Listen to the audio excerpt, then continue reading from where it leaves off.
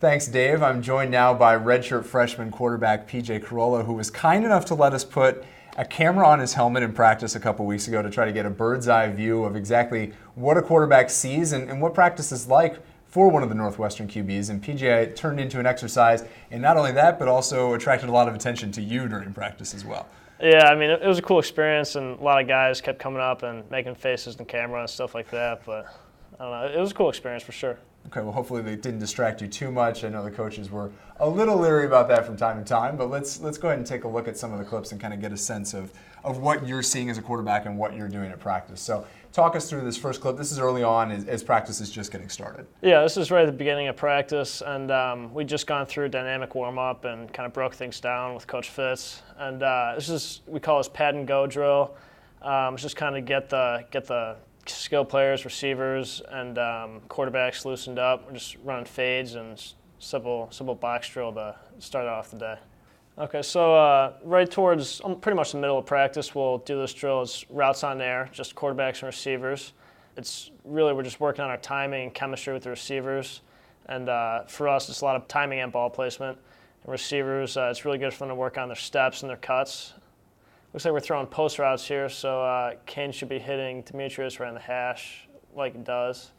And so now that you have the opportunity to come in and take a couple snaps, what are you looking at right here? Try to look away from the route and simulate it like the play Coach McCall called, and just try to throw the ball, good timing, ball placement, and put it right on him. You get it right on the hash there. You see it as you look away. Try to, a little off. But All right, now here we see something completely different altogether. Give me a sense of what we're doing at the moment. So the running backs are working on their pass pro and helping create the pocket and picking up blitz, while the linebackers are working on their pass rush and really using their hands to try to get to the quarterback. And you're just trying to stay out of the way of guys like Wabusi and Chichi who are coming right at your face. Yeah. So for me, it's pretty much trying to stay out of the way and also simulating a play and taking a drop and trying to give those guys a good look. PJ, a lot of what you're doing in a typical practice situation is working with the scout team, and as you talked about, giving the defense different looks. Why is that so important? Well, it's really important because we need to give the defense a look for what they're going to see on Saturdays. And if we do a good job, the defense shouldn't be surprised by anything out there. They should know what's coming, and it really helps them during the week, Monday through Friday, with their defensive checks and how they react when the offense comes out in a certain formation or runs a motion or runs a certain play. They should have a pretty good idea of what's coming if we do a good job.